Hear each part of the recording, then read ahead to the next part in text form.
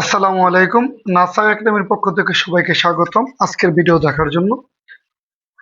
আজকে আমরা করব অনুশীলনী 3.1 এবং 3.1 এর আমরা কিছু সংক্ষিপ্ত প্রশ্ন নিয়ে আলোচনা করব এবং কিছু সংক্ষিপ্ত প্রশ্নগুলো আমরা সলভ করব। তবে মনে রাখবে, সংক্ষিপ্ত প্রশ্নগুলা 2026 সালের এসএসসি অথবা দাখিল পরীক্ষা আসতে পারে এবং আসার সম্ভাবনা অনেক বেশি।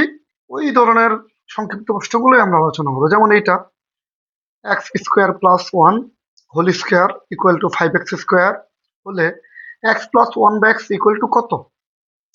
এক্ষেত্রে আমরা লিখবো, প্রথমে দেওয়া আছে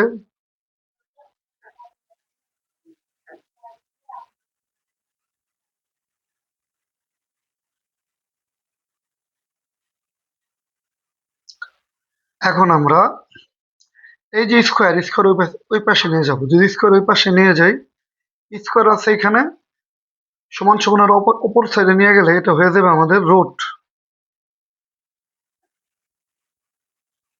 তো এখন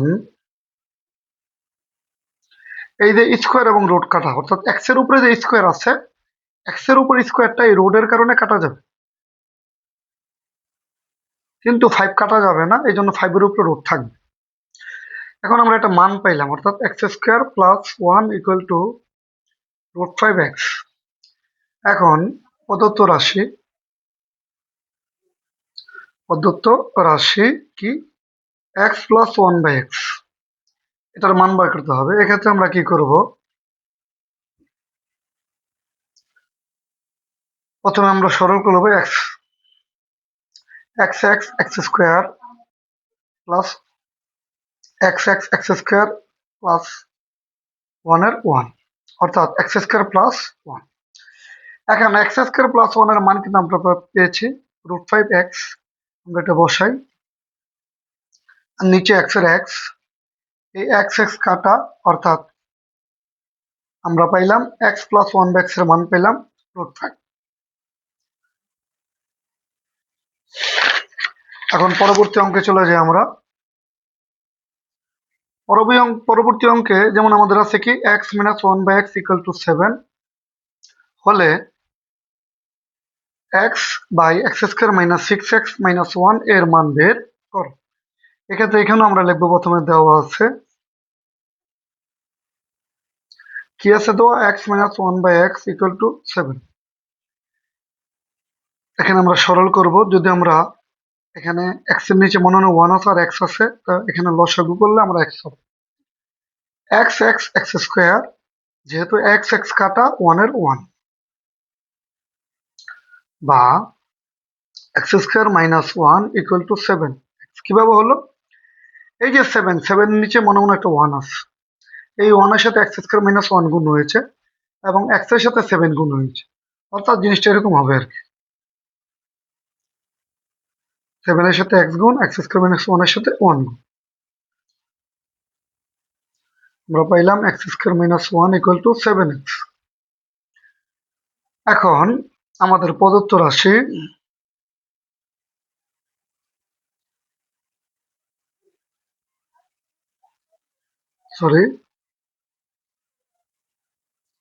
এটার মান বের করতে হবে।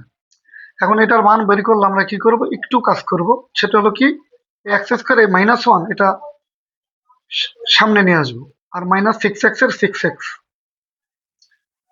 অর্থাৎ আমরা মাইনাস ওয়ানকে কি করলাম, সামনে নিয়ে আসলাম, অর্থাৎ মাইনাস ওয়ান এসে এটা সামনে নিয়ে আসলাম, আর 6x কে পরে এক সাইডে নিয়ে গেলাম। এখন এই এক্স স্কোয়ার মাইনাস ওয়ান, এই x square minus one, x square minus one এর মান কত আমরা পেয়েছি, 7x, অর্থাৎ এখানে লিখবো আমরা 7x। আর এই মাইনাস 6x, 7 মানে 7টা এক্স থেকে যদি 6টা এক্স চলে যায়, এক্ষেত্রে আমাদের থাকে এক্স, উপরে এক্স এর x.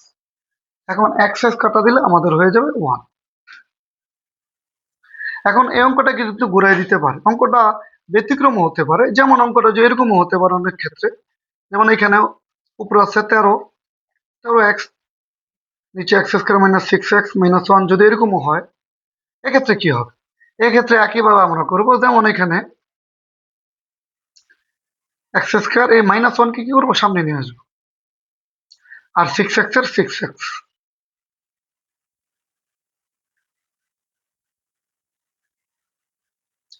X square minus one এর মান হলো 13, sorry x square minus one এর মান হলো 7x, অর্থাৎ 7টা এক্স থেকে যদি 6টা এক্স চলে যায় এক্ষেত্রে একটা এক্স থাকবে আর উপরে থাকবে 13x। এখন এক্স এক্স এ কাটা আমাদের মান হবে 13। তার মানে একই অঙ্কের বিভিন্ন রূপ, একই অঙ্ক বিভিন্ন ভাবে আসতে পারে পরীক্ষা। এইভাবেই যে আসবে এরকম কিন্তু না, অনেক সময় এরকমও আসতে পারে, এরকমও আসতে পারে। অর্থাৎ এখানে x square by x square minus 6x minus 1 আছে না, এখানে x square minus 6x minus 1, এখানে চাইলে এই 6x এর জায়গায় 7x থাকতে পারে, 8x থাকতে পারে, 9x থাকতে পারে, এই x এর জায়গায় 13x থাকতে পারে, 12x থাকতে পারে, 12 থাকতে পারে, বিভিন্ন রকম থাকবে। যাই থাকুক আমরা এই নিয়মটাই ফলো করব, এইভাবেই করব। যদি আমরা এইভাবে করি, এই নিয়মটা ফলো করি, তাহলে অবশ্যই আমরা পারব। এখন আমরা আমরা পরবর্তী অঙ্কে চলে যাবো। আমাদের পরবর্তী অঙ্কটি হলো a ইকুয়াল টু √5 এবং b ইকুয়াল টু √3 হলে দেখাও যে a plus b whole square minus 2ab equal to 8। অর্থাৎ আমাদের এই সাইডে 8 বানাতে দিতে হবে, লেফট হ্যান্ড সাইড।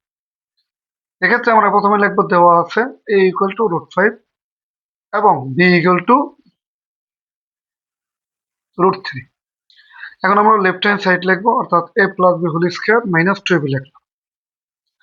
এক্ষেত্রে কি হবে, a প্লাস b আমরা এটা কি করবো, এটা সূত্র করতে পারি। এটা সূত্র কি, square plus 2ab plus b square minus 2ab। 2ab কাটা খুব সহজ, 2ab যদি আমাদের কাটা হয়, এখন স্কয়ার এর মান কত আমরা জানি, এর মান √5, অর্থাৎ যেখানে এ আছে সেখানে কি বসাবো, √5 হোল স্কয়ার প্লাস বি এর মান কত, √3 whole square whole square whole square root কাটা হোল স্কয়ার রুট কাটা স্কয়ার রুট কাটা গেলে আমাদের এখানে হবে 5, এখানে হবে কত 3, 5 এর 3 কত 8। অর্থাৎ আমাদের এই যে সূত্র মিলছে কিনা, এখানে এটা হয়েছে হয়েছে। তার মানে এখানে আমরা রাইট হ্যান্ড সাইড পেয়ে গেছি, রাইট হ্যান্ড সাইড। অর্থাৎ আমরা লিখবো left hand side equal to right hand side equal to shoot.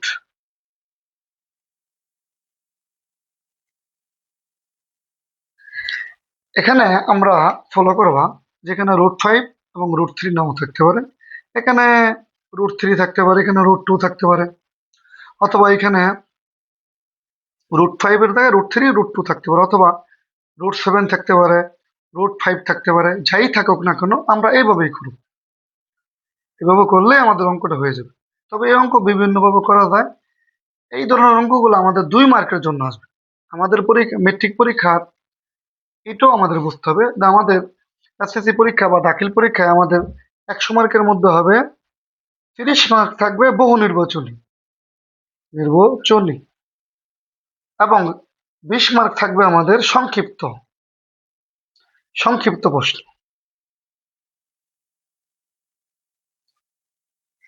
এবং এই 30 এবং 20 এই 50 মার্ক যদি কেউ 50 থেকে অন্তত কেউ যদি 45ও পায়, তার জন্য এই প্লাস পাওয়া খুব ইজি এবং সহজ।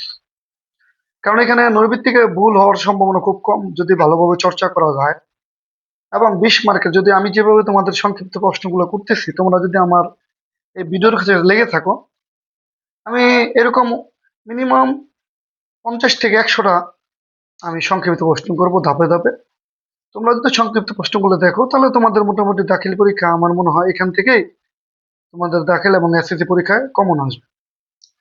তার মানে তোমরা এই 20 মার্কও তোমাদের হয়ে যাবে। অর্থাৎ তোমরা 30 এবং 20 50, এই 50-এ তোমরা গুরুত্ব দাও। পাশাপাশি আমি তোমাদের কয়েকদিন পর পরই তোমাদের আমি কিছু সৃজনশীল প্রশ্ন করব, ওই সৃজনশীল প্রশ্নগুলো তোমরা দেখবে। কিন্তু আমি এই সংক্ষিপ্ত প্রশ্নগুলো করতেছি, যেমন আজকে আমি 3টা সংক্ষিপ্ত প্রশ্ন করলাম, তোমরা চেষ্টা করবে স্কিপ না করে বারবার দেখা।